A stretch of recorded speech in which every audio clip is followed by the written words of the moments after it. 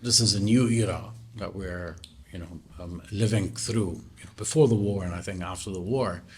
But the war, like any other conflict, like any other major event that happens, kind of exposes reality and sides of reality in ways that we don't see in regular times. And I think what was happening before the war is that you had this slow erosion of the U.S. role in the region and the U.S. dominance of the region. And now, there's a multipolar world which is emerging and everyone is talking about in different ways. The China deal in March that same year in 2023, and everyone was asking, does that mean, does this usher a new era in which China will be playing a major role, etc.? So we had all of these big questions before, but I think this war has really pushed forward a new reality in which it's not it's no longer the United States being in the lead, and Israel is not really able to crush its opponents in ways that it was able previously.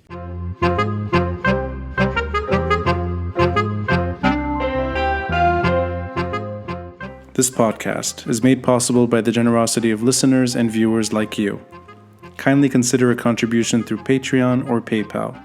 Links are in the details box. Any amount is appreciated. And follow us on social media. We're on Facebook, Instagram, and Twitter.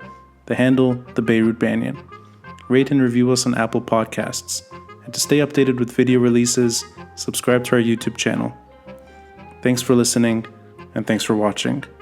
I'm Rani Shatar, and this is The Beirut Banyan.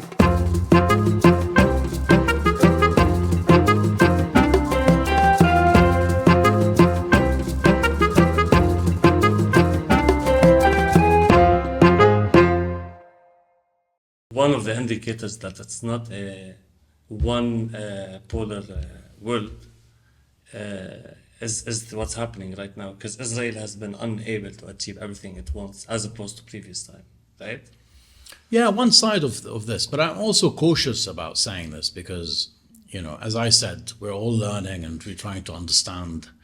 So this is that's very admirable, this is by not, the way, of this you is to not, admit. yeah, this as is not research. an ultimate. Yeah, this is not, I don't see this as the reality. It might change in the next week or two. Sure.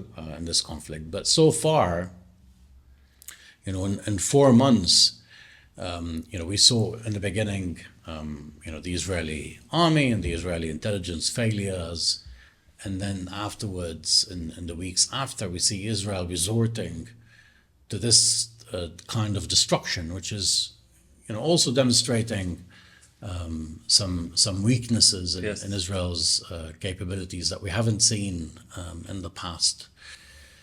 And I think, the trajectory which was in course since 2000 onwards,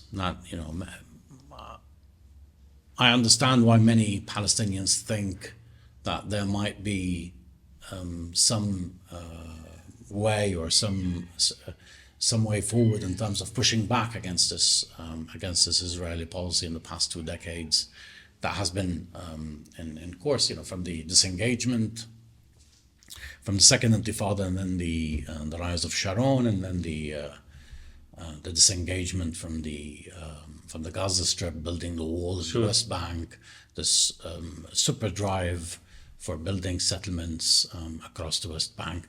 All of these major changes that we've seen and were a kind of a constant trajectory. Many Palestinians now feel, while they feel helpless, regarding what's happening in the Gaza Strip and the massive destruction, but there's also some sort of a feeling of empowerment that they're able to push back against this trajectory and this trend, and that feeling of despair and helplessness, does not need to be the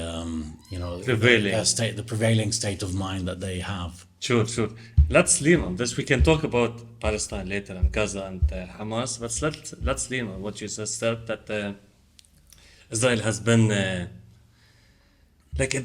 they don't have the same aura as before. And let's lean on that, because you've been interviewed by my colleague at Lorient today, and you talked about the possibility of war in Lebanon. Mm-hmm. So like back then you said that there was an increasing, and I know you just said that the variables are changing on a maybe daily basis. Like the Israeli politicians are very unpredictable, for example. Maybe Hezbollah is more predictable than the Israeli politicians. So like back then you said there's an increasing danger for an escalation of war in Lebanon. This is a month ago or like 2 months ago, I can't remember. So regarding this, is it the same increasing danger now? How do you see it? Yeah, I mean, the thinking early on in the war, I think that interview was earlier during the war, the thinking was that as Israel achieved at least, a great degree of advances in its goals in the Gaza Strip, that would turn around and deal with the Hezbollah threat, which is what we're hearing right now. I mean, in a more open way, in the threats that are being put on the table, etc. And that the basis for this was that Israeli politics and Israeli defense strategy has shifted. Yeah.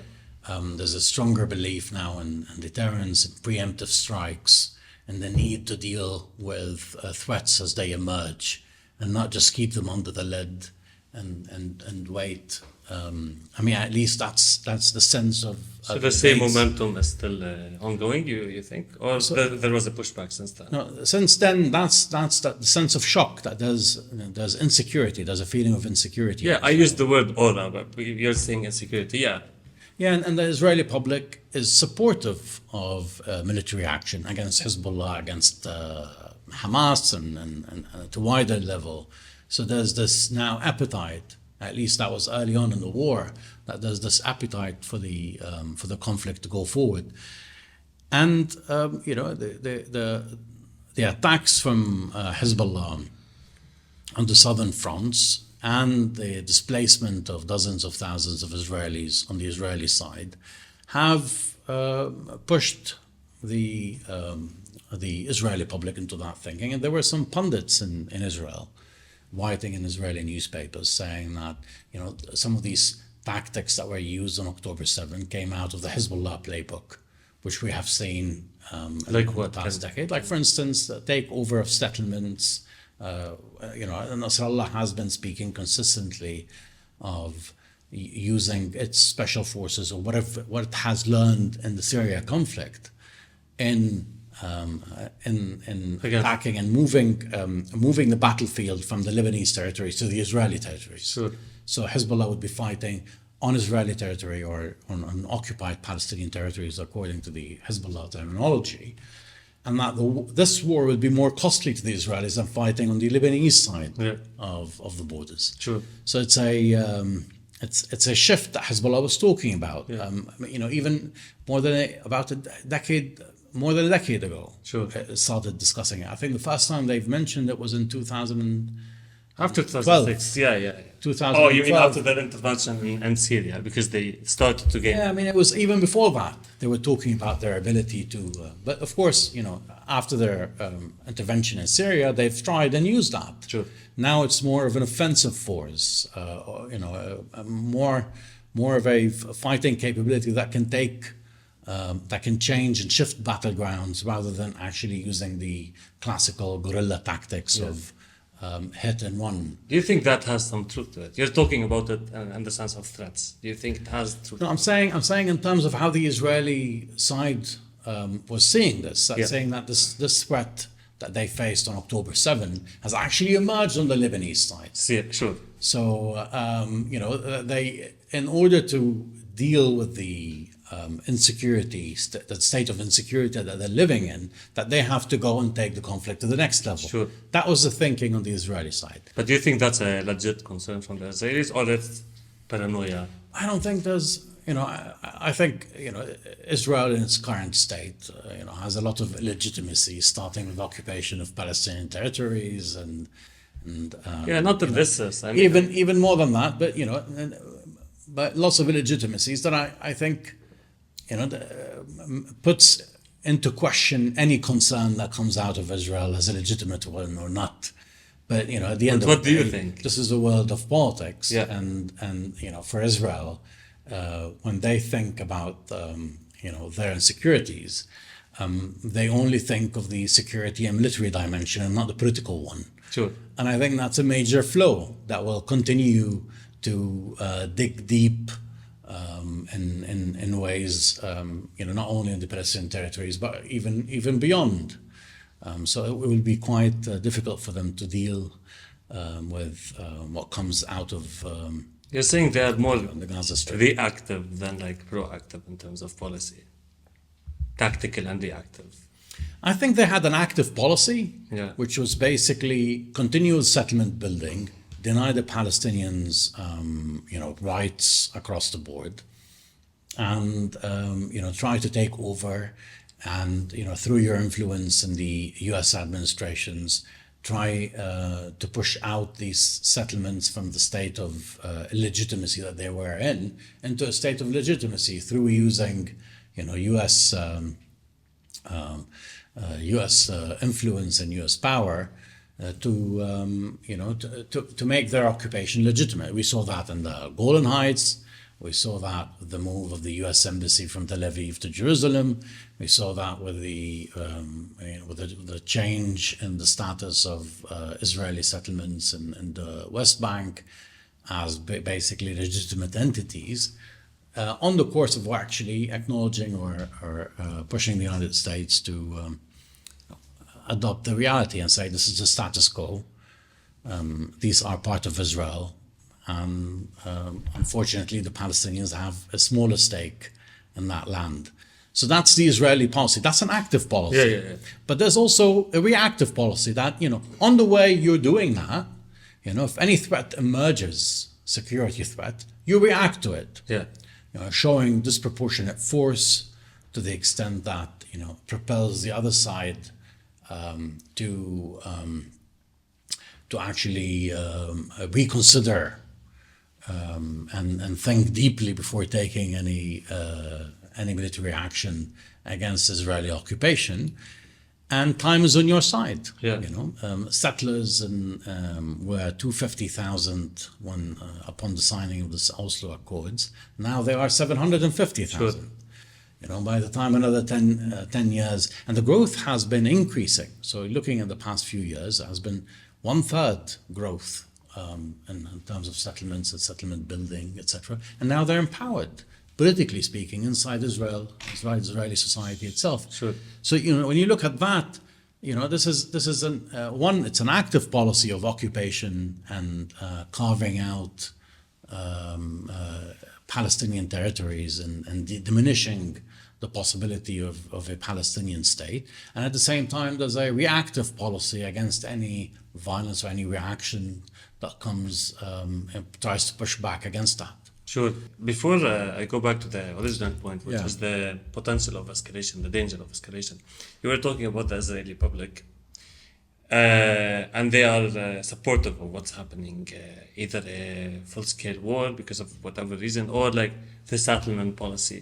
Mm-hmm. But that wasn't completely the case when, for example, Rabin was prime minister, Ishaq Rabin. Then Netanyahu came, and he's say what you want about Netanyahu, bad guy. He's very influential. So he kind of managed to shift, not him alone, there are other reasons, to shift the Israeli public to the far right. Do you think that can be undone? Do you think the Israeli public can be moved back to a more reasonable policy when Rabin was similar to when Rabin was prime minister? I'm not saying it was ideal, but say what you want about it, it's better than what's happening now. I think it's cycles. I mean, public opinion is shaped. Even in Israel. Now you have 4 months of fighting. There's there's fatigue from the war. And there's also a need to negotiate and release some of these hostages. So they're impacting the public opinion in ways. Public opinion is shaped. Sure. I'm not an expert on Israeli politics per se, but there are societal changes, the migration that happened since the 1990s, the shift in population, and also the shift in elite trends and the takeover of the white. It is linked to all of these cases, but also, we're looking at a state which whose economy has grown fivefolds in the matter of 2 decades. Sure. So it's also a dimension that we have to look at and see who are the stakeholders in Israeli economy, and who are the opinion shapers and shakers, and who are those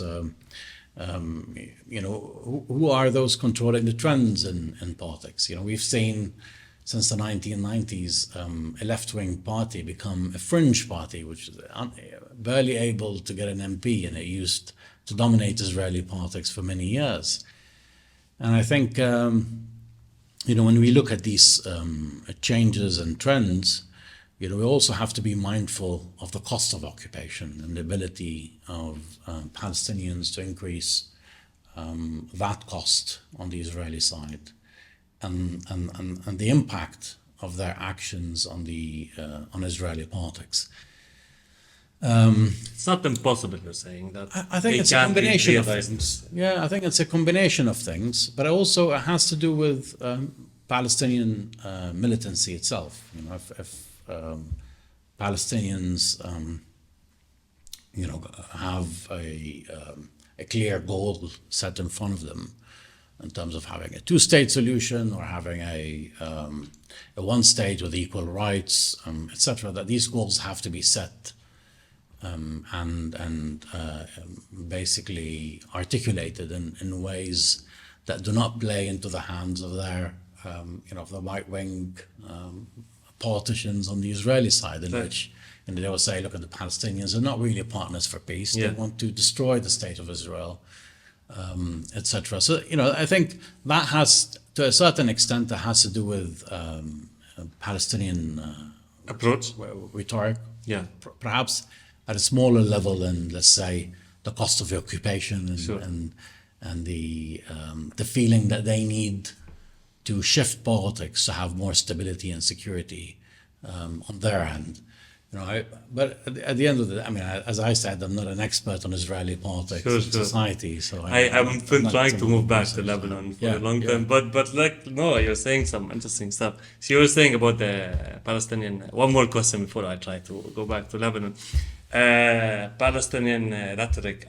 I have a feeling you're talking about Hamas's doctrine, which includes throwing the not literally that, but like they say conflicting things. Sometimes they say they recognize the Israeli state, and other times they say we want to throw them in the sea. So is this part of what you are talking about that should be changed in a more acceptable way for peace, at least? I haven't heard Hamas saying that we're going to throw them in the sea. I think that's Not literally that. But but I think there's a bit of an Israeli. This is a bit of an Israeli claim, also to that specifically. Yeah. But what we've heard one Hamas official say that we will repeat the October 7 attack. This is new, but I'm speaking along these just to clarify what I meant. I'm saying not literally let's throw them, but liberating the whole state, like of Palestine. Yeah. They say that instead of, They say we want to build a Palestinian state, but they don't speak about the other state. Yeah. About, what kind of Israeli state is acceptable to them. Yeah. For instance. Yeah. And what kind of existence for Israel is acceptable for them. So that's problematic. Yeah. And that's problematic in the sense that many see that this, many in the Fatah movement, for instance, and Palestinian, some of the Palestinian voices that I follow, and they say that such militancy or such Palestinian politics is not conducive to the aims of Palestinians. And for instance, establishing a Palestinian state, if that's a goal you want to follow, or you want to have a 1-state solution, having something which is feasible, at least to a part of the Israeli public, acceptable for, let's say, in terms of, what the current state of affairs is, in which, you have, and now, of course, there's a right-wing Israeli public opinion, which is tilting to the right wing, but there's also a a part of the Israeli society which is not offended or is not totally opposed to the idea of a Palestinian state. Sure. So if you are designing your goals and your objectives in a way which takes this part of society into consideration, and you're able to form a force within Israeli society which would be supportive of your aims, I think that will go somewhere. Just think they have to be more realistic, basically. You're saying a two-state solution for now, on the short term, is more realistic than a one-state solution, right? With all the perhaps, hatred, but I'm also shy from. I would shy away from saying what the Palestinians have, what kind of resistance Sure. or what kind of anti-occupation Sure, policy they should have. At the end of the day, this is a population which is subjected to occupation, Yeah. subjected to colonial rule, which has been basically a type of colonialism. Which is, some say it's a century late, or half a century late. So I would shy from saying what they should do, but what I'm saying is, if Palestinian factions are to sit down and say and review the policies of the past and see where they want to go forward from here, and I think looking at you can't do the same thing and expect different results.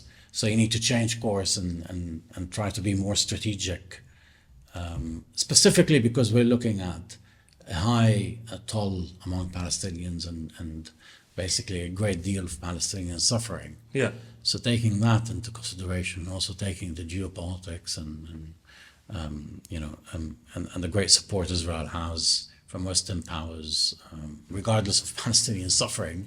I think this has to be taken into consideration when setting the strategy. Sure. And just to clarify myself as well, I share the same feeling of being shy of lecturing the Palestinians about what they should do when they are the ones who are living their occupation. I share the same feeling with you. And if the previous comment I made about Hamas wanting to throw them into the sea, it wasn't a criticism of Hamas. I was just playing the devil's advocate, just so I see everybody. Anyway, to go back to Lebanon, we were talking about the potential of escalation. You were saying the Israeli public take that seriously, take what happened on October 7 seriously, and it created paranoia among them that might drive them to escalate things, including in Lebanon. Do you think, again, my colleague interviewed you at least a month ago, do you think the same momentum, the same danger exists today? I don't know if the same danger exists today in the sense that in Israeli politics, what worked or the way we saw things back then is that once there are some advances in the Gaza Strip, that they would turn back and turn their cannons against Lebanon and start an operation against Hezbollah. I don't know whether that stands. Now, in terms of internal Israeli dynamics, I see Netanyahu also interested in a long-term conflict, which would secure him a longer time in office, given the problems that he has and troubles that he has internally. But I think we have 4 months of evidence of Hezbollah showing consistently that they don't want a wider conflict. For sure. And very consistent. And very consistent in trying to avoid Israeli casualties as well. A very low toll of Israeli casualties. I think Hezbollah, given its history and its military capabilities, they're able to inflict higher casualties on the Israeli side. They haven't done that. And the same thing applies to to how they're keeping the conflict confined. How they responded to the Arouri assassination in the southern suburbs of Beirut, although Nasrallah made a clear statement saying, if you target the southern suburbs of Beirut, we will target Tel Aviv. It was very clear. You mean in 2006 or? No, after 2006. Yeah. No, in the years after 2006, in his speeches, he consistently said that any bombing of the southern suburbs of Did he say Beirut or the south? south? Dahi, Okay. will target Tel Aviv. He Okay. said that clearly. Yeah. So now, we see that they're consistently trying to avoid the conflict. So I think the question is whether Israel will get involved, and I think there still are elements within the Israeli government, specifically Netanyahu, interested in prolonging the conflict. But I think they're also aware of the risk attached to this. If Hezbollah responds with high firepower, as Nasrallah said, there will be no red lines. Basically, bombing Israeli cities, etc. This would lead to a higher degree of insecurity within Israel itself, which would be difficult to manage. The impact is being considered as they gauge the way forward. So I would suppose it's less, and it's also a third factor that we have to take into consideration is basically the political process, the negotiations happening. There are different channels being pursued, and these negotiations will lead eventually to some sort of deal. Yeah. And the fact that there's some advances and they see how diplomacy can achieve these goals, I think this third level could help them, could help mitigate the decision to go into war with Hezbollah in Lebanon. But at the same time, there are variables which are basically Netanyahu making with his allies and his Likud and other his other right-wing allies, Smotrich, Ben-Gvir. It's a lot of variables. Taking the decision to go to war for entirely political reasons, not related to whatever they're going to achieve from war. But I think that's a huge risk. And one thing we know about Netanyahu, he's not really a risk taker. Speaking about this potential and risk, at the beginning of the war, there were reports that Israel wanted to do a preemptive strike on Lebanon when the war started, and the Washington Post said that the Americans were the ones who prevented them from doing that. So, I always ask myself this question. You see what over the years, the war in Syria, lots of massacres, lots of bad things. It haven't been covered as much as it has, but take the Beirut explosion, for example, versus the war, a massacre in Syria. I think Lebanon got a lot of attention. For the US and other countries to pressure Israel, allegedly, not to start, not to escalate things and not to do a preemptive threat. I ask myself this all the time. Why is Lebanon spoiled? Look at what's happening in Syria, look at Palestine, look at Iraq. Why is Lebanon spoiled in that dynamic? I don't think Lebanon is spoiled. I think Lebanon, 1982 invasion, 1978 invasion, 1993 war, 1996 war, a massacre that happened in Qana and shocked many. 2006 conflict was super shocking. But I think now we're in a stage in which Lebanon has, let's say, up to 2 million refugees, Syrian refugees, has already been through a lot in terms of its economic and financial crises. A conflict at that scale would create a refugee problem. Okay. And I think there's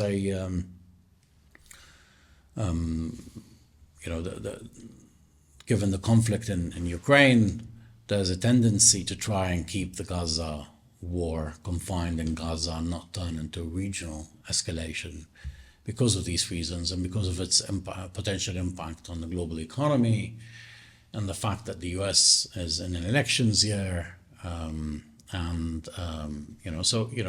one hand, the European consideration regarding the refugee crisis and also its lack of appetite for another spot of instability or source of instability in the southern Mediterranean. But on the other hand, also, the U.S., as I said, the elections and considerations when it comes to the history of the U.S. involvement in the region since 2001. These what we know now in U.S. politics as the forever wars in the region. Yeah. That the U.S. does not want to be involved in yet another conflict. And dragging Israel into a conflict, dragging the United States into a conflict in the region will take years to solve and will definitely have an impact Sure. domestically inside the United States. Yeah. So there's not really an appetite for all of that. And there's also an understanding that, Hezbollah today is different than Hezbollah of 2006. It has the military capabilities to inflict serious damage on the Israeli side if Israel wants to go to war. So that's why I asked, like when I said spoiled, I meant in the recent history. Of course, there was the invasion of 1982. The pre-2000 years are maybe a bit different. But there's no, like the West is a big word, but like they are not, they try to push back from any escalation of Lebanon. But you are saying the refugees are a big factor in that, in a Lebanese context. You were talking about Hezbollah's capabilities and like them avoiding causing casualties in the Israeli army, Mohanad. So Hezbollah, what it is doing now in the south, do you think it has a major impact on what's happening in Gaza? Because this is hard to quantify. Nasrallah claimed a third of their forces are in Lebanon right now. There's not in Lebanon, like on the Lebanese front. So they can say we are distracting them from Hamas, we have a lot of gain. But there's another opinion, like that their intervention is, in terms of influence, and in terms of helping the Palestinians and Hamas, their allies, is like negligible. So not zero, but like close to zero. So what do you think about this? I'm not a military expert. Again, I'm not an expert on this. And when you look at the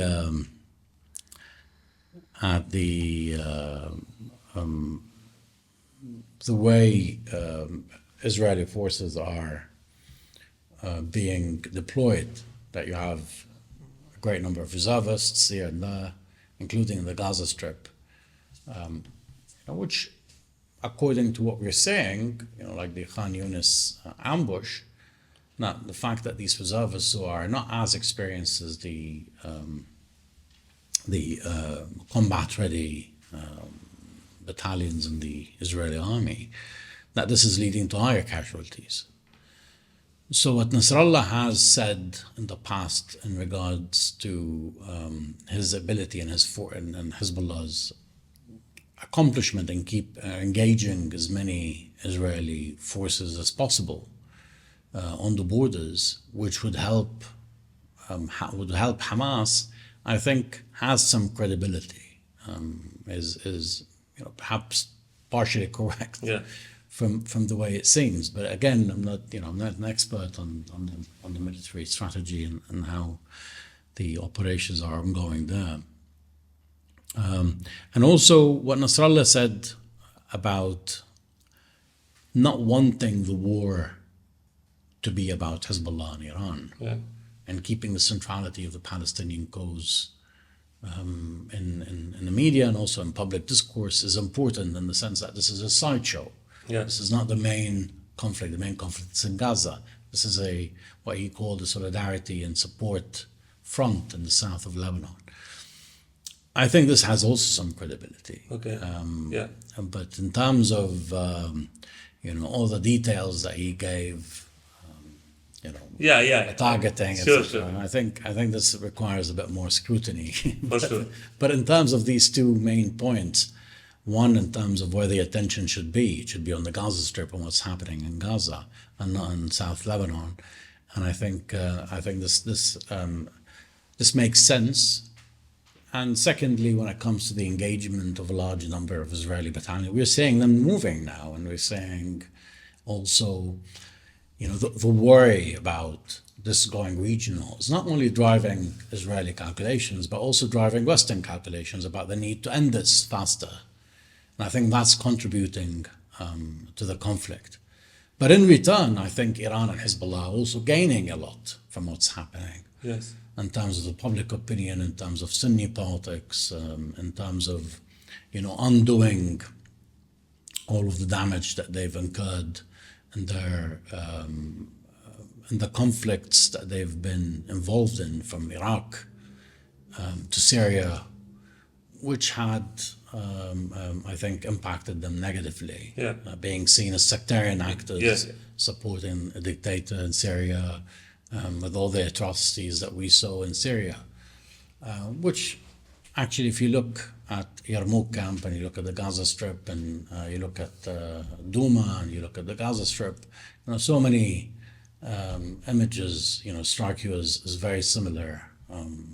Although this is a wider scale in Syria. And if you add to that, of course, the torture machine in Assad's Syria, which Sure. killed dozens of thousands of Syrians in these concentration camps that the Syrian regime has built. So Iran and Hezbollah's involvement in these conflicts have actually led to Iran being tainted as the sectarian actor. Sure. And this goes against the DNA of Khomeinism, which introduced itself to the world and to the Islamic world as a non-sectarian actor, Yeah. fighting against Imperialism. and against the U.S. and trying to build a different Islamic world. Sure. Especially the Houthis, no? They were never as popular as they are today. Yeah, the Houthis, and I think what strikes me more about the Houthis is not only that they're popular among the Arab world, or I wouldn't say popular, it would be more cautious in using the word popular, but seen less negatively in the Arab world than they were previously, is basically how they're seen inside Yemen. That what they did has constituency even among those who opposed them in Yemen. Yeah. And I think seeing some voices who were against them in the past and now are saying, okay, we support what they're doing here, although we're still against them in general. We're still in opposition to the Houthis. And that strikes me as something that we should look at, and perhaps when we think about the larger trends and the wider trends in the region, and what kind of impact this conflict might have on shaping the region afterwards. And I think this brings us to the short-sightedness in launching this conflict and inflicting this type of violence, collective punishment against Palestinians, and the Western positioning, which was also short-sighted and very reactionary. Sure. And I think that there are wider implications and long-term ones that we have to observe, and also we cannot tell now what they would be. Perhaps they'll go away after the conflict, a few months, because this is a region of many troubles. But I suspect that much of it will stay after the war. What you were talking about the Houthis, the dynamic with its public, with the Yemeni public, if we try to study it from a Lebanese perspective, from Hezbollah and the Lebanese politics perspective, do you feel that there's also a lot of sympathy for Hezbollah for fighting Israel these days, or it's not the same dynamic? As You Yemen? mean regionally in the public? No, Lebanese public. Lebanese public. I mean, we haven't seen any polls to say anything kind of scientific about it. Sure. Gauging from some of the people that I spoke to Yeah. previously, and I meet regularly, and as a small specimen that we cannot say for sure that this represents public opinion, but you can see clearly that there's less vigor and or it's less politically charged Hezbollah's weapons now. Yes. And I think that started a little bit before the conflict, but with the conflict, it's picked up, and people are saying the Hezbollah weapons, specifically among the Sunni community, in different light. They're saying, okay, we see what the Israelis are capable of doing, and we see that the West has no brakes over what Israel does in the region. They can go in and destroy a whole population, kick them out. Yeah. ICJ can start a case and see there's a plausible reason to look into genocide. Sure. And still no Western power will come out and say, no major Western power. Of course, Belgium and Spain have already called for a ceasefire. Yeah. But still, the majority of European and the US, of course, are still backing the Israeli war. And so with people saying that, they say, okay, we don't have a strong army here. So maybe we need Hezbollah's weapons. And I starting to see that line. And not only that, I mean, some people are against Hezbollah are less charged when speaking about Hezbollah's weapons. Yeah. And think about it. But isn't it because it's kind of a taboo to criticize someone who's fighting Israel? Isn't that a factor? I think that's a factor. Another factor is the anger that you have with the Israeli conflict. Sure. So it might be just a temporary phase. And also the fact that, with the war in Gaza happening, everything else remains small when you look at the bigger picture. So when the war stops, these who think now along these terms will change their opinion once another Lebanese small problem or another sectarian clash happens in the neighborhood or in Lebanon. Sure. This mood will shift. Yeah. So I think it's quite early to say, this will stay with us or this will go away after the conflict. Sure. It's really a formative phase. And as we're looking at the conflict, I think, and as we're shocked, we have a tendency to make these sweeping statements and say, this is how the Arab world, all of the Arab world will be charged taking up weapons to fight for Palestine, or this Palestinian cause will be central to Arab political thinking across the region again. But I think these are all sweeping statements. We need to wait and see, how the conflict ends and how also the Western nations react in the next phase. Maybe we'll see a shift. Maybe we'll see a paradigm shift. Sure. Maybe what the British and the Americans are talking about in terms of recognizing a Palestinian state will be on the table, and there will be a push there. And maybe Israeli politics, with guns, maybe, I think there are so many variables that it's quite difficult to see any of them take center stage and say, this will happen. Difficult to predict. It's definitely one of the war packed. Definitely. I think on the political scale, I would have expected more pushback to the intervention of Hezbollah in the south than what we are seeing today. I want to ask you something as a researcher. The Hezbollah-Iran relationship, because I think about this a lot. Is it, there's many questions I want to ask about this, but is it, what do you think about that relationship? Does Iran make the big calls with its axis of resistance, so-called axis of resistance, and with Hezbollah, does Iran make all the calls, or does Hezbollah, which is the most powerful proxy that Iran has, does it have enough power to say no to Iran or to make its own decisions? So what do you think about that relationship? I think Iran does, of course, play a major role in setting strategy, and you can see it in Khamenei's speeches. In terms for instance, after the killing of Qasem Soleimani, the major goal is basically drive U.S. forces outside the region.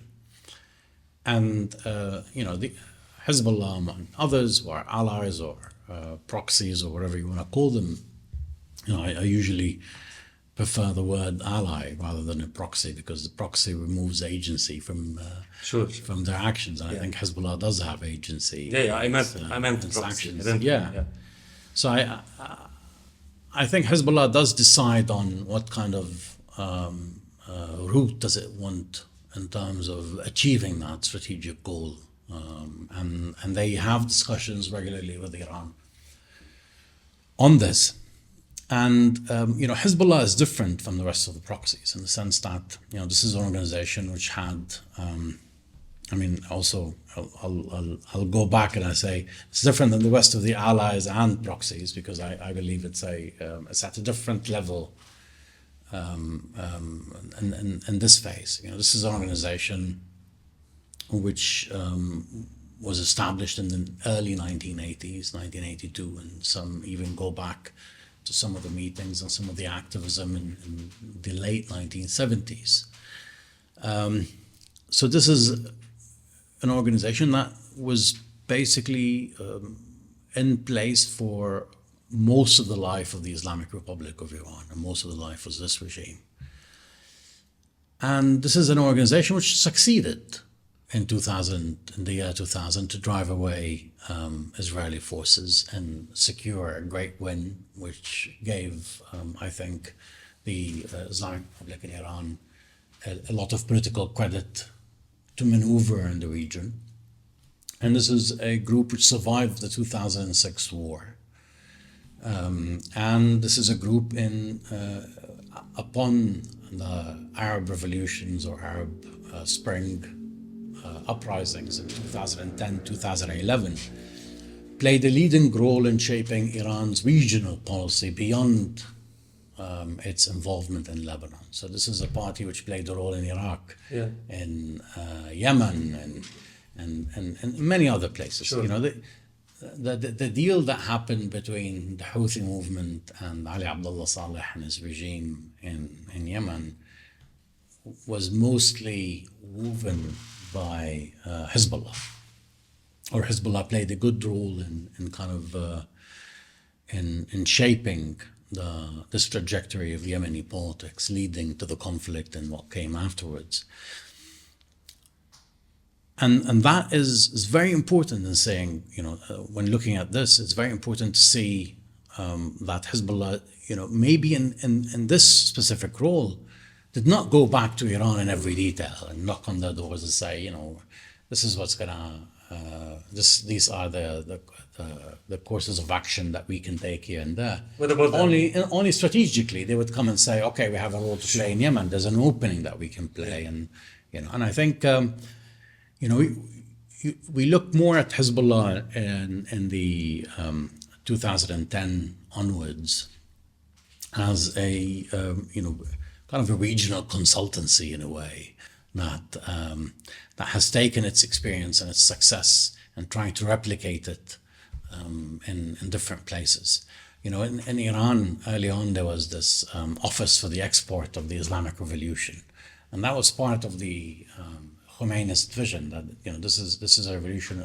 It occurred in Iran, but it's also an opening to spread Islamic awakening across the region, and Islamic awakening along the same Khomeinist ideals, which is anti-imperialism, an Islamic rule, and going back to these Islamic values. And it's a bit overlapping with, you know, some of the ideology of the Muslim Brotherhood, and there are influences that are there. So on a call like Lebanon, for example, the Hezbollah's intervention in South Lebanon, do you think Hezbollah had enough independence to make the call themselves, like to intervene but not start a full-scale war? I think you know, if you go back a little bit, a decade ago, in the Syria conflict, and Hamadani is one of the generals, Iranian generals who died in Syria, but also wrote his memoirs, and he was talking about the involvement of Iran in the conflict. Hezbollah was pushing for the involvement, and it came, you know, it was basically lobbying for that. Sure. And it was Nasrallah's view that there should be an intervention in Syria to save Bashar al-Assad and save his regime, because if it's gone, it will have an impact not only on Hezbollah, but on also on Iran's network and regional clout, etc.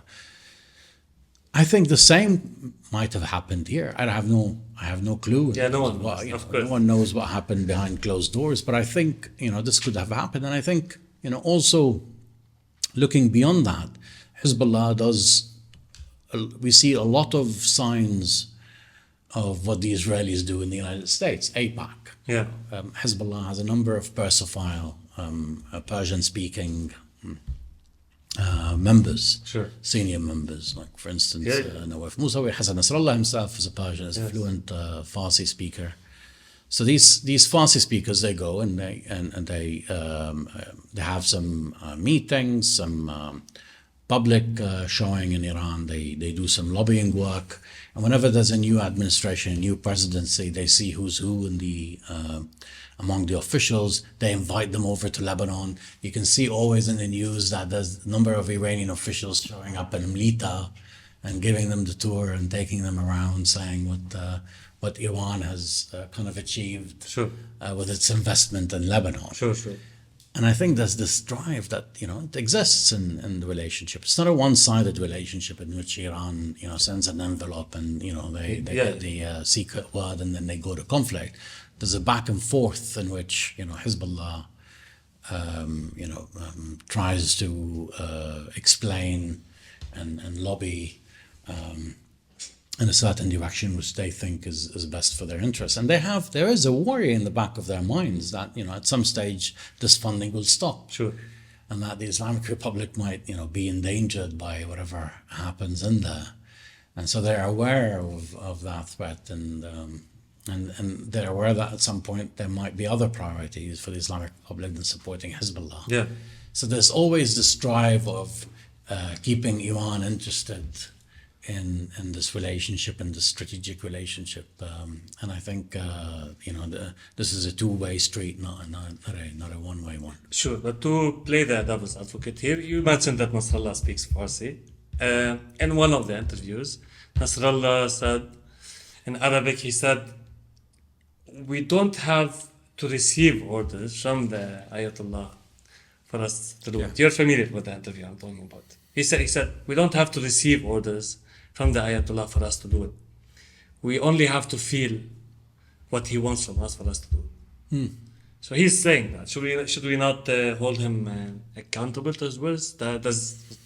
What do you think? They say more than that. I mean, they say that Wael Faqih, which is basically the doctrine that they adhere to, means absolute leadership. Yeah. That if the Wali al-Faqih, Ali Khamenei, orders you to divorce your wife because this will help the Ummah, you have to do it. Who said that? No, I'm saying that this is basically the doctrine. the doctrine. I think in one of the statements, I think by Naim Qasim, he mentions that that he is representative of a long line of imams and prophets leading to the divine. Okay. So he's a representative of the divine. Okay. But do we take this rhetoric at face value and say, That's what I'm asking. this is what they do and this is how they Yeah. go forward? Not really. Okay. I don't think so. I think everyone, if you look at the hierarchy and if the logic of Wilayat al-Faqih stands, if this is someone who represents the divine, Nasrallah also represents the divine within his organization, and it goes down to the neighborhood chief who represents divine. Sure.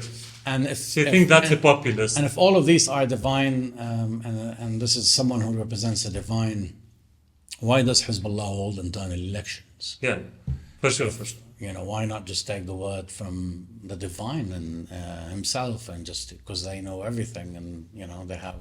So then why would Nasrallah say such a thing? It's a populist. I think it's part of showing allegiance consistently and praising Iran, and also showing allegiance to Iran, and it's part of the drive, the PR drive. Yeah. Nasrallah now is a popular leader across the region. He's speaking about Palestine and strong fervor, and he's also doing action in South Lebanon. So many people view him positively across the region. Sure. And so now when they see him speaking about Palestine and Gaza, and then he slips a few words here about the divine, and about not necessarily the divine, but about the leadership of Ali Khamenei and about his vision, etc. This would put Khamenei in positive light. At the end of the day, he's the Arabic spokesperson, or the spokesperson in Arabic to an Arabic region at large, on behalf of Iran. People will not tune in to listen to Khamenei's speech in Arabic, in broken Arabic. They will listen to Nasrallah in his eloquent ways, and they will say, okay, he says Khamenei is great, then Khamenei might be great. Sure. What about, does Iran, before getting into this point, so you're saying, okay, Iran doesn't dictate what's going to happen, but it does dictate at a high level, let's say strategically speaking. Yeah. So Nasrallah is not coming up with a crazy idea saying, let's organize a great, a change across the region, and Sure. let's align with Saudi Arabia. Sure. So he understands, he's someone who understands the grand scheme of things, Iranian politics and Iranian strategy, and he understands the framework, and he comes up with ideas within that framework. Sure. So there is a sense of, the umbrella is there, Yeah. but it's basically how wide is the umbrella? And there's a give and take, which I think is an Iranian strength. Sure. So if Iran wanted a full-scale war in Lebanon, would Hezbollah do that, in your opinion? For example. I think they would push back against the war. I mean, if they see strategically this war will lead to massive destruction and will impair the organization's ability to repair itself, I think they will push back. Push back and not do anything, or push back in opinion, but then they have to do something. Push back in terms of the negotiations at that level. I mean, if there's within Iran's knowing Khamenei is not knowing and understanding the history of Khamenei and his politics, he would not come down with an order like that. We haven't seen it yet. Yeah. I mean, how many strikes have we seen on Iran in the past years? Assassinations of the scientists, the assassination of the Fakhrizada, the Iranian, the senior Iranian official on Iranian soil in Tehran, the mysterious explosions and fires that we've seen, the assassination of one of the most senior military commanders in Iran. Senior, yeah. And all of these happened. Did we see Iran go into a war with Israel? Not really. We haven't seen. Yeah, but in theory, hypothetically, Iran responded from Iranian soil against a U.S. base in Iraq. Yeah. They didn't use Hezbollah to launch. Because they have to, no? No, because they have to. Because they understand. Because they understand the implications of that. Okay. These are buttons that you don't push. It's a one-time button, and that's it. Exactly. What if they needed to go all in? I don't think they would need to. I mean, Hezbollah serves more as a deterrence than actually as a tool of war against Israel. Sure. It's a deterrence. It's a pressure point. It's like acupuncture. You go with small needles. Sure. So you think they would never go on? You don't go in. Yeah, and I don't think Iran would enter a large-scale war unless there's a. I don't mean in this situation. You know. I mean, if there's a sustained U.S. bombing campaign against Iran to topple the regime, then yes, I think Hezbollah. It might happen, though, no? Like war on Iran could happen, possibly. I'm not. Difficult to say. Okay. But if this happens, and perhaps Hezbollah will join, because Hezbollah has an interest in also in joining, and I think then because they want to keep their funders. You mean? Yeah, because if Iran is gone, I think the whole domino effect will happen, and I think it will impact all of its partners across the region, and it's needed for Hezbollah to step in and defend the Islamic Republic if this happens. But we're talking about such an extreme case with a state which is extremely cautious. Yeah. I'm trying to understand, like from your point of view. Yeah. So, like with that being said, would you say that Iran negotiate, like you call it a pressure point, Hezbollah or other proxies? Would Iran negotiate on their behalf with the Americans, with whoever is on the table? Always, every day. Okay. Yeah, so they negotiate on their behalf. They're, definitely, when Iran shows up at a negotiating table in a back channel, everyone knows that, it has a power that goes beyond their borders, and these players are included. Sure. What do you think is taking place during the negotiations? What are they negotiating? What does Hezbollah want? We are reading the reports about maybe Israel can give up occupied borders, and because I don't know, and Hezbollah, I don't know how Hezbollah would achieve that Israeli concern. Like, so, ما بعرف كيف بده يطمنهم. So, like, how do you see this taking place? Hezbollah, as far as I understand, would never retaliate from the south. And even if they said they want to, the residents are Hezbollah fighters. Like, some of them are Hezbollah fighters. So, like, even if they said they will, who guarantees this is going to happen? You can't withdraw Hezbollah from the borders. That's really impossible. I mean, these, as you said, there are residents in these towns. And this is a population which, resisted the Israeli occupation, and there's definitely a sentiment there for resistance and for Hezbollah within these border regions. So it's unrealistic. But I think what is meant by Hezbollah's withdrawal is withdrawal of certain strategic weapons. And who Hezbollah is using? I think Hezbollah would say that I've done that. But then, in terms of the mechanism, you would have UNIFIL and the Lebanese army within 1701 can do this job. But UNIFIL is not as capable, given the limitations of the past years. It has a great role to play, but it's the Lebanese army which is the one expected to deliver on this front.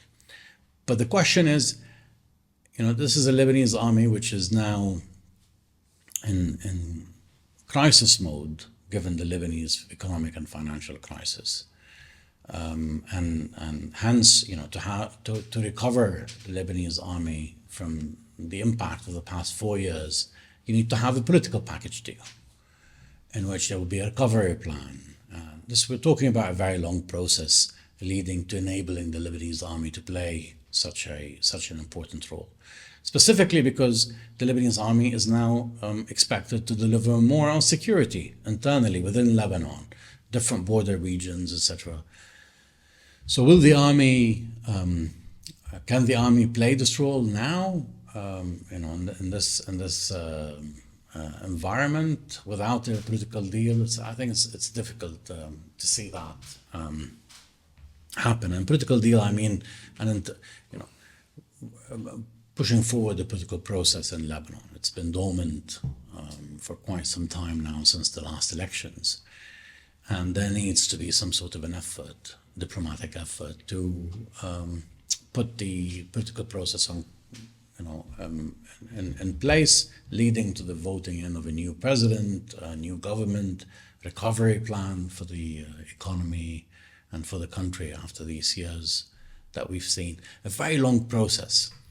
So I think, what we're looking at is, I think minimal guarantees that could be overturned. But also this has to go both sides. So Nasrallah in his speech mentioned something which I think is interesting, and we should watch this, which is he spoke about, Israeli violation of Lebanese airspace. And so if, they manage to secure that on one hand, and on the other, they give some guarantees of that form. I think we, there could be a deal, and there's a process now. Sure. There are negotiations channels that we've discussed, and I think you said there was advancement. Yes, Abu Saab is one channel with the U.S. There's another channel which we are seeing through the French and the Qatari envoy. These channels are discussing details, and I think there is a deal that's taking shape. What we're waiting for is the end to the Gaza war, or the ceasefire in Gaza, and whatever comes after that, because we're looking at different phases. So perhaps we will see phases on the Lebanese end in parallel to what happens in the Gaza Strip, leading to the solution which is taking shape now, given the discussions. Do you think Israel would respect the truce in Lebanon? Because I think God said they would not. And that's a huge variable inside Israel. Yeah. What is the political calculation of the next administration? Will Netanyahu survive this? It's a huge variable. You can't just put your finger on it and say this is going to happen. It's difficult to see, and perhaps there will be a new Trump administration or Biden will win again and will push and pressure the Israelis to accept a two-state solution. This is a year of so many variables and so many things can change in the next year. So it's quite difficult to see that. But I think if Hezbollah secures an understanding or a political deal of that sort with Israel, and internally there's some sort of a new administration in Lebanon, a new government, a president was voted in, and we're heading into economic recovery. I think Hezbollah will try to focus on that in the next phase rather than head to a conflict with Israel, which will be extremely destructive. And why? Ronnie. So we have a surprise today. Ronnie is more than enough. All of this gets trimmed, so. No, we look all right. Are we both in the frame? Yeah, right there. Okay. So, let me start it by here. I'd like to start by saying there are a few outlets that I read diligently on what's happening, on things that I don't fully understand. And Diwan, thanks to you, Michael Young, and several other writers, I get goosebumps when there's a new piece published. That is actually reminiscent of when I used to read Michael Young in Now Lebanon. And I know that you were editing in Now Lebanon as well in the old days, the old version of Now Lebanon. So I still look forward to this written word analysis. And I heard you mentioning with Wael that you said it in several ways that you don't claim to know more, or you don't pretend to know everything that's happening. You're learning on the way. So as I'm listening in the background and reaching this point of what a deal looks like, I'm always going back in time. And I want to pick your brain on whether or not there's any parallel to what happened to this country in the late 1980s and what's happening right now. And I'll give you an example. And excuse me for being a bit amateur on the subject. This is more from a student trying to learn from a professor. Because I have no expertise. And like you said, you're not an expert. I'm far from it. I'm here to learn. Iraq invades Kuwait. Yeah. Syria does not. Iraq invades Kuwait. Saddam invades in 1990. Yeah. Syria is not directly involved in that war. They're actually bystanders to that war. The Syrian regime is not calling Saddam, and Saddam is not calling Hafiz al-Assad. But the Syrian presence in Lebanon solidifies as a result of that war. This sort of perhaps tangential diplomatic gains Syria makes as a consequence of that invasion that are felt here by 1991, and throughout the 1990s that stranglehold over Lebanese politics is solidified through diplomacy, but also through direct military presence in this country. But diplomacy plays a role. And if memory serves me right, it is not because America gives a green light for Hafiz to take Michel Aoun out of Ba'abda, it's more in an American acceptance of what stability looks like in this country post-civil war, and that's Syrian occupation. Is there any analogy or parallel, for that matter, with what's happening right now? In other words, Hezbollah is not directly involved. Hezbollah may not even be fully aware of what Hamas does in Gaza all the time. And I think I read it in your last piece in Carnegie. It's taken for granted that Hezbollah was not aware that this operation was going to happen. That to me signals that maybe Iran it's not exactly one thing. It could be several entities at once. Maybe they're not always coordinating fully. Almost like a machine with several levers at once, Hezbollah's caught off guard. Iran may actually gain diplomatically this round in Lebanon, the way Syria gained diplomatically in Lebanon. In other words, whatever Iran needs in Lebanon is solidified diplomatically as a result of whatever deal emerges from Gaza. It's a very loose and very amateur sort of question, but do you see that echoing or repeating itself here and that we're not the battlefield necessarily, but we're the victim politically. Yeah, I mean, I haven't thought about that analogy specifically because, for me, this is what's emerging is the U.S. is a leading power, and then you have a multipolar reality emerging across the region. We're seeing different setups in each country. عندنا احنا اللجنة الخماسية, the five countries meet in Paris or meet in Doha. And in Syria you have Astana, and Libya you have different. So these different arrangements emerge in different places, and Hezbollah is not, what the Syrian regime was here. The Syrian regime was occupying all of Lebanon, and it kind of dictated what was said, or what was or managed what was said in the parliament, or what vote was in the parliament, etc., leading to whatever outcome it wanted. And what happened with the invasion, the Iraq invasion of Kuwait, was that, of course, Assad was a major adversary to Saddam, and he supported the liberation of Kuwait. He also sent a small force there. And his backing of that war led to the U.S. kind of endorsing an end to the Lebanese civil war according to the Syrian playbook. And also, Assad negotiated along his own way mitigated his relationship with Iran. I mean, we had the Harb al-Ukhwa, Yes. the war of brothers between Amal and Syria-backed Amal and Hezbollah, Iran-backed Hezbollah, leading to this deal between Iran and Syria, which gave way to the shape of Hezbollah with some management. I mean, I think the Syrian regime did intervene at times when it comes to the hostage situation.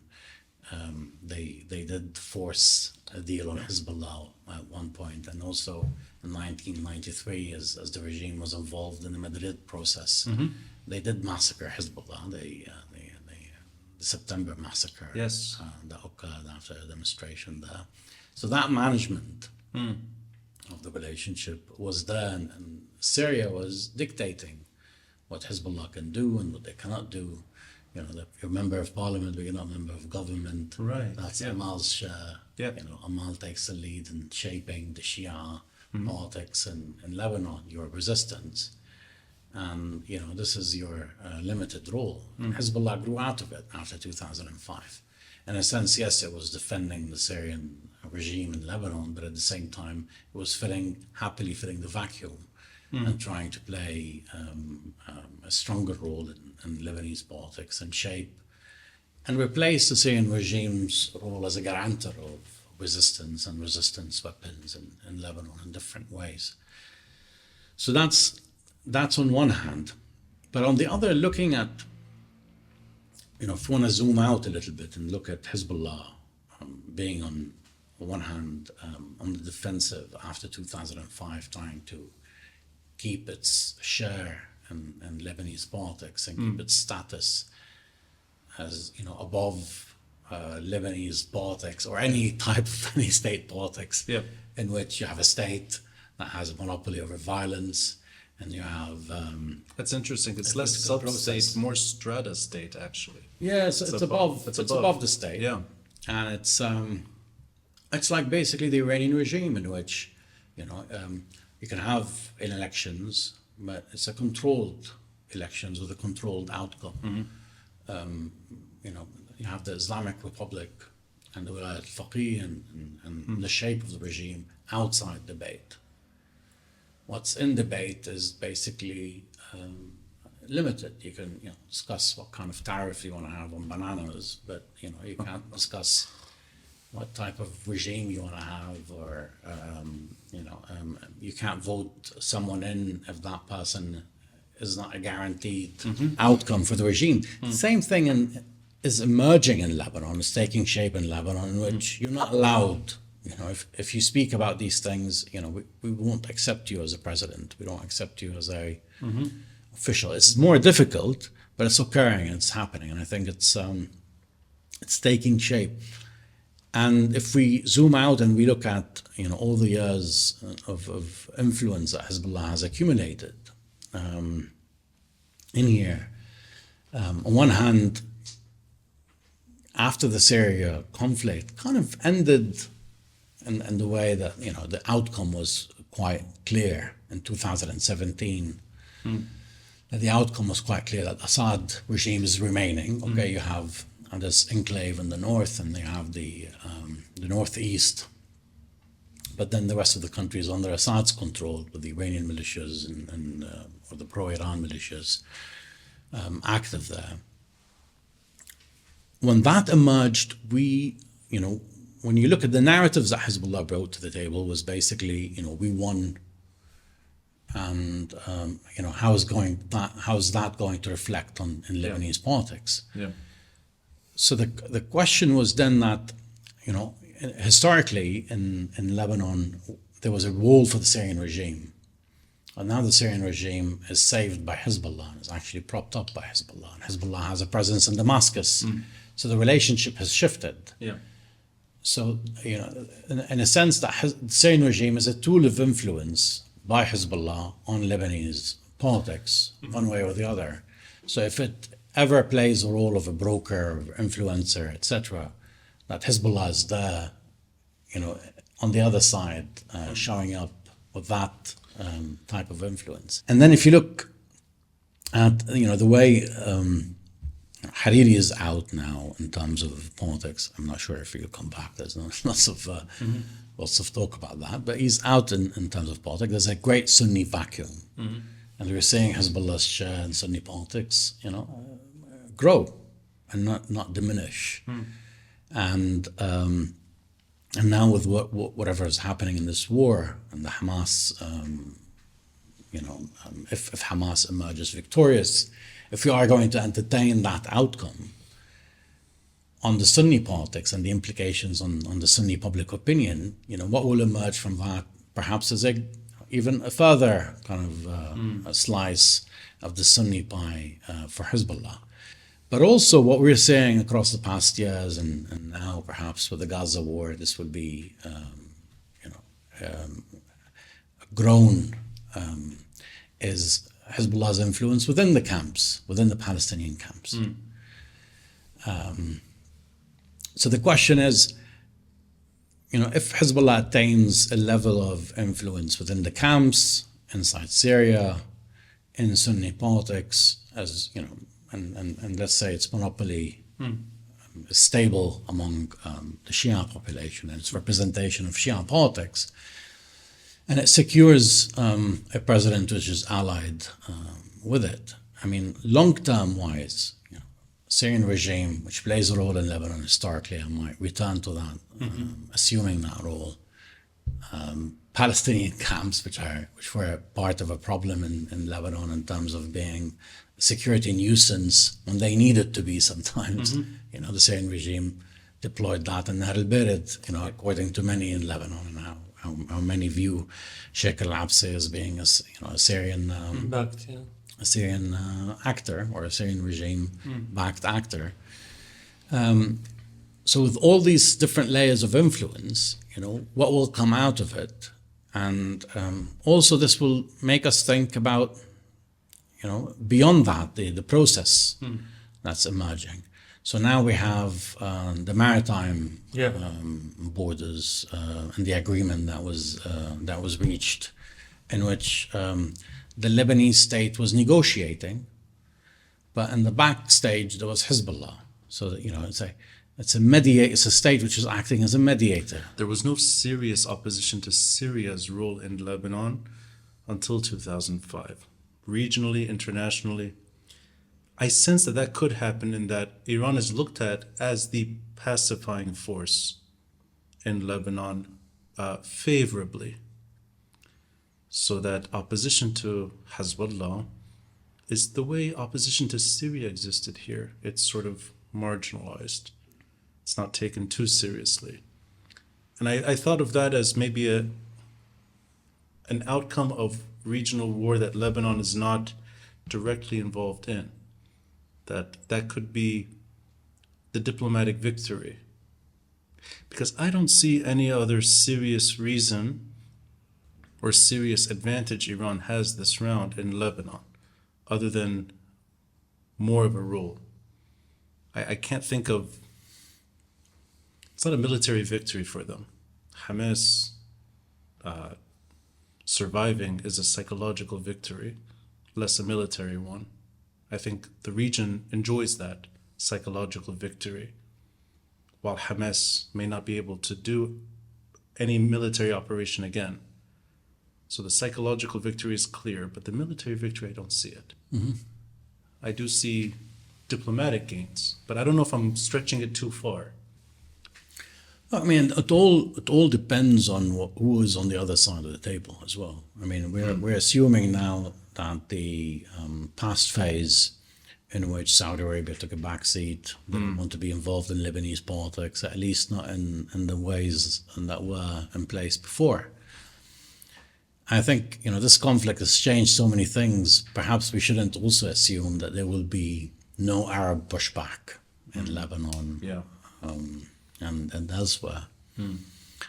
And I think this could have an impact on the outcome. Perhaps we'll see a pushback leading to some sort of change in Lebanese politics, and perhaps we'll see Saudi Arabia and Iran work together in Lebanon towards certain goals.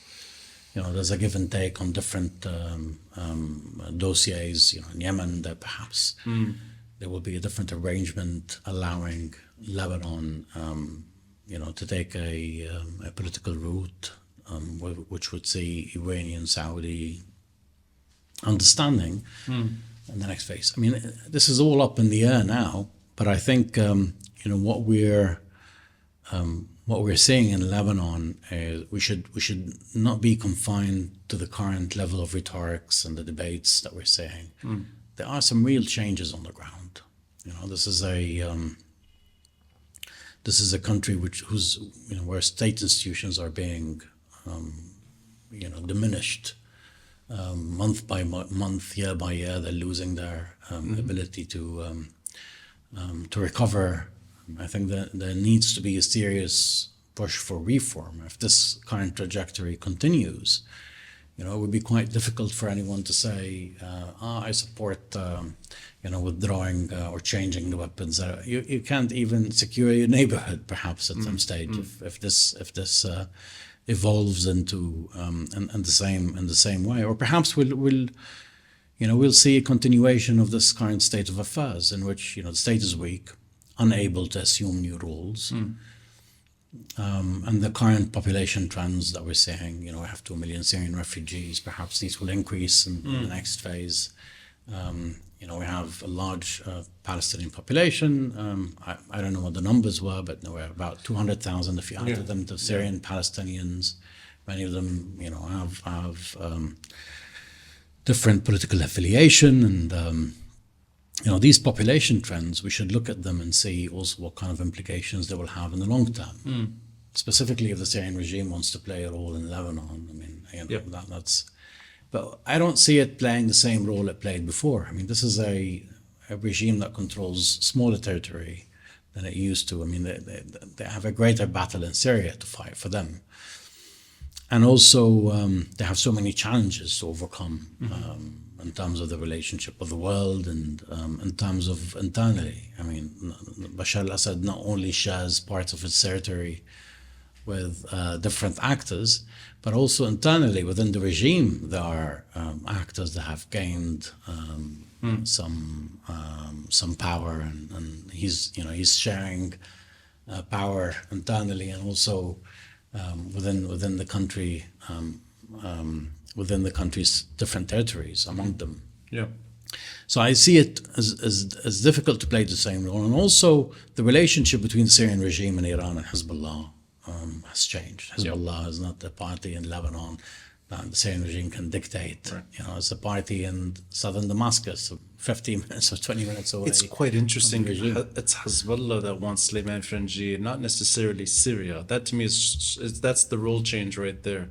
It's Hezbollah advocating for a Syrian ally not necessarily Bashar telling Hezbollah we want Sulaiman Franji. Ronnie, it's not only Syria now, it's also a special relationship with Syria. Yeah. That will not have a great economic impact on Lebanon, or the country maybe, perhaps. But that they want Lebanon to be connected to Syria in ways, making it more and more dependent in a way on Syria and whatever goes on. So a large Syrian population, dependency on Syria, a Palestinian refugee population, which is not very far politically from where Hezbollah is, but still manageable. I mean, they don't want Hamas also to become the only power in Palestinian camps. They want it to be managed. And so all of these different things, and add to it the Hezbollah weapons and their attempt to fill some of the vacuum in the Sunni political space. I think these will put the organization in a better position ahead. But I still don't see that unchallenged. I see. It's actually Michael Young that first drew me to that idea of Syria re-emerging in a political manner, not necessarily to a degree that it once had, but that it could play a role alongside Iran and Lebanon. And just to circle back to Diwan, I want to highlight this. Instagram and social media today make it seem like false narratives are true. I think it takes some patience to read through the articles published by Carnegie to gain a far more nuanced take on what's happening. Just your tone in general really puts things in perspective. And I appreciate hearing what you're saying. I'll wrap it up with one final thought, with your permission. Of course. The battlefield role that Lebanon continues to play in 2024. Battlefield in that there is every day, every hour, some military operation happening in this country that is not state-driven. This is reminiscent of the 1990s to me, where there is a sub-state group that is able to determine to a degree what it finds necessary, to whether it's strategic, whether it's precision missiles, whether it's just military, tit for tat, doesn't matter. There is some battlefield role Lebanon plays. And that's 34 years after the Civil War. My memories of 2000, when the Israelis left the South, is Syrian paranoia. The Syrian regime disturbed by not having a battlefield role that they can leverage. I think it became Hezbollah's primary concern, and that Shaba is not enough to legitimize an Iranian proxy army's role in this country. But that is all put on the side right now, and you said it earlier. When you can't defend your own neighborhood, you're not going to be talking about geopolitical sub-state weapons in Lebanon, and that's true. But the battlefield rule continues. If you're trying to look ahead, is there any serious appetite to finally put that battlefield rule to rest? Is there any regional hinting of that? Because I don't see it in any corner. And it could be when the French visit, when these 5 nations meet in Doha. It could be even American messaging on what could be favorable outcome this time. I don't hear it, that there's any real appetite to push Iran to reconsider that role right now. Do you hear it in any corners, and do you see it happening? For me, it's a given now that this is a permanent situation, not a temporary one. As in Hezbollah giving away its weapons, as in a long-term process, perhaps. Yeah, Like the defense strategy. The things that were discussed the last 2 decades that went nowhere. Strategy دفاعية, and it was a defense strategy. Or even trying to engage Iran on its role in Lebanon. I don't see that happening either. So locally and regionally, for me, it's almost like, just like the Syrian occupied this country for 15 years. Yeah. I can see a situation where sub-state weapons are acceptable as an outcome long-term. Yeah, I mean, I don't see the organization engaging in a process that would lead to it giving up its weapons. At the end of the day, it's a regional player. It's no longer Lebanon confined. Okay, remove its weapons from Lebanon, but it's in Syria as well. Perhaps it has some presence in Iraq or elsewhere that we don't know of. per se. It would be quite difficult to do that, but and see that happening. But I think what's attainable is having a national defense strategy in which there would be kind of a political umbrella in which, you know, you have the army and also you have this another non-state actor. And that would help mitigate some of the rules that Hezbollah is ambitious about, you know, whether getting involved in another conflict somewhere else or dragging Lebanon's, Lebanon's foreign policy in a way which is antagonistic to the Arab world, for instance, and affects the country's own economic interests, like what happened during the Yemen conflict and its standing then, for instance. You know, I think a national defense strategy in which there would be a process negotiating with Hezbollah is useful. I think it would only reach a favorable solution when the geopolitics shift, and they do shift. I mean, we're seeing them shift. I mean, now the tide perhaps is favorable to Iran's regime, but perhaps, you know, we'll see a different tide. And I think that process is useful for the country to be ready in case the state recovers and in case, you know, we head in that direction. But if the current vacuum and the current trends and trajectory continue, I think it would be quite difficult to speak to Hezbollah about anything regarding its own weapons when, you know, we're seeing even other actors emerge. You know, now there are new organizations coming back. You know, Amal, for instance, is launching rocket attacks. It was today. Fajr, Fajr is Jamaat al-Islami's militant arm is launching attacks, and perhaps also we know that there are other actors. We saw them in during the 2008 May 7 conflict. You know, these are there, but I think, you know, if one is to be hopeful, is that there's a process which will set the stage for such a big shift. But currently, you know, in the light of the Gaza conflict and the sentiment that will emerge after it, I think, you know, it's a formative period, and I think many things are owed to change in one direction or the other. So it's difficult to say, you know, where we're heading in the next year or two. You know, I fear that we will be more on the receiving end in Lebanon. Well, that camera is still going. Yeah, and that's perfect timing. I'm glad it's perfect. It's time to perfection. Yeah. I want to say, first of all, thank you, Wael, for hosting this episode, first of a mini series you'll be doing. Thank you for letting me butt in towards the end. No, I enjoyed the last part. Yeah. It was And very crucial for you too. For me, it's an honor to actually speak to you. Thank you. In My person pleasure. for some time. I think we've only met indirectly through common friends, and I think we actually at Rasif and Hamra once we sat down sort of next to each other with common friends in the middle. So it's good to get to know you a bit better. Same here. Pleasure. Appreciate it. Thanks a lot. Thanks. Pleasure. Thank you. Thank you. Thanks for listening and watching. And a friendly reminder to support this podcast by contributing through Patreon or PayPal.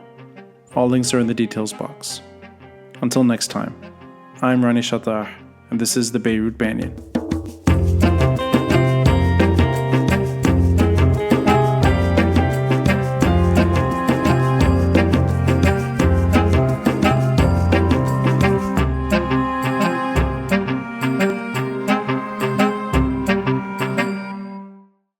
The Beirut Banyan has a huge audio following, but we need to build this YouTube channel. So please like, subscribe, and comment, and let's get this YouTube channel on the algorithm. Okay. By the way, I love the part you said I was going to butt in, but then I'm like, it's too serious. You're like, I'm not a military expert. I was going to say C4 is a but then I decided not to, because I didn't want to. I was so close. I was like, I'm not doing everything. That was a good one. Who knows what C4 means in this one? It's not an intercom. We should have put him on the spot and introduced him as an ex-Lebanese army. I'm gonna bring that up when I come in. All right. Yeah.